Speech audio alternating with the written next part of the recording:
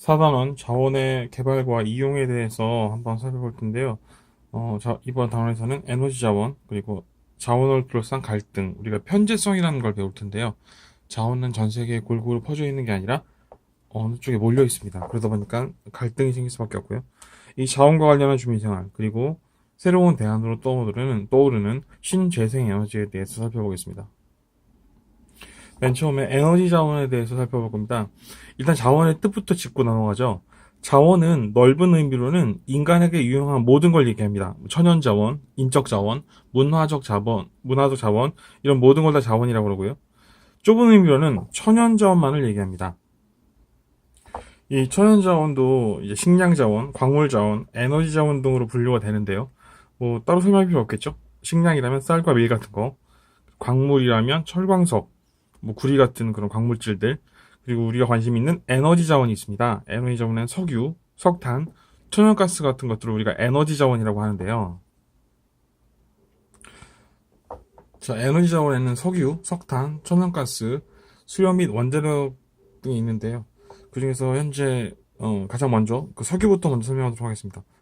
잠깐만 있다. 석탄부터 먼저 설명하도록 하겠습니다. 석탄은 18세기 산업혁명 그리고 증기기관과 함께 등장했는데 맨 처음에 난방용으로 쓰고 그다음에 증기기관을 돌리는 용도로 쓰다가 현재는 제철소와 발전소에서 주로 많이 쓰이게 됩니다.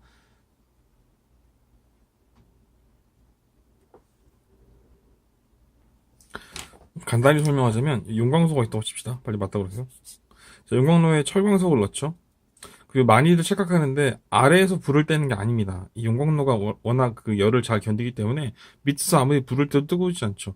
여기에 철광석과 코커스라 그래서 석탄을 같이 넣습니다. 그리고 불을 붙입니다. 그럼 이 안에서 석탄이 타면서 철광석이 녹겠죠. 이렇게 해서 센 불을 만들어서 철을 만드는 과정이고요.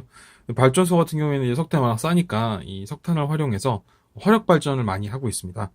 요즘 우리나라 미세먼지 주범이라고 하는 게 이 오래된 화력 발전소라고 그러는데요. 방금 말했듯이 매연 문제라든가 재 문제가 많이 발생하기 때문에 어느 정도 한계가 있고요. 자, 석탄이 주를 이루던 에너지 자원은 석유로 그 주인공이 바뀌는데요. 결정적으로 석유가 좋은 점이 뭐냐면 석탄 같은 경우에 증기기관을 돌리려면 예를 들면 배를 생각해 봅시다. 또는 기차를 생각해 봅시다. 속도를 높이려면 출력을 올려야 되고 출력을 올리려면 불을 더 세게 떼서 물을 더 끓여야 되죠. 그러면 이 석탄을 누가 집어넣나요? 한번 영화에서 본 거 떠올려 보세요. 그렇죠. 사람이 집어넣죠. 그러다 보니까 굉장히 석탄의 저장 공간이나 사람들이 직접 운영해야 하는 것 등이 좀 번거로웠는데요. 석유 기관, 우리 왜 경유라든가 휘발유를 사용한 이 석유를 사용한 기관을 바꾸면서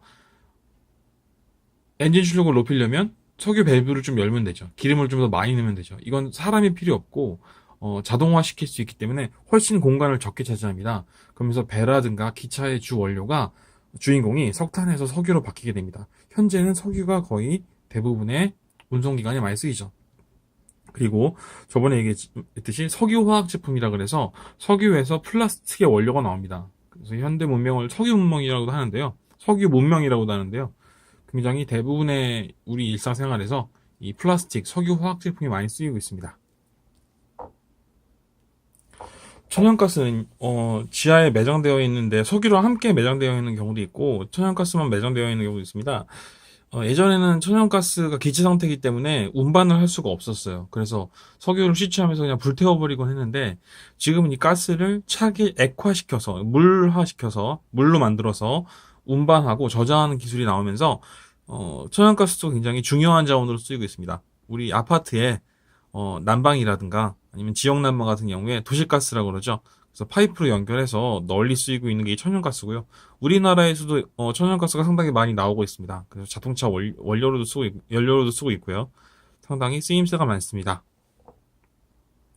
마지막으로 수력하고 원자력이 있는데요. 수력은 우리 수력발전소 떠올리면 됩니다. 위치 에너지를 활용해서 물을 위에서 아래로 흘려내 보내서 이 터빈을 돌려서 발전하는 방식이고요.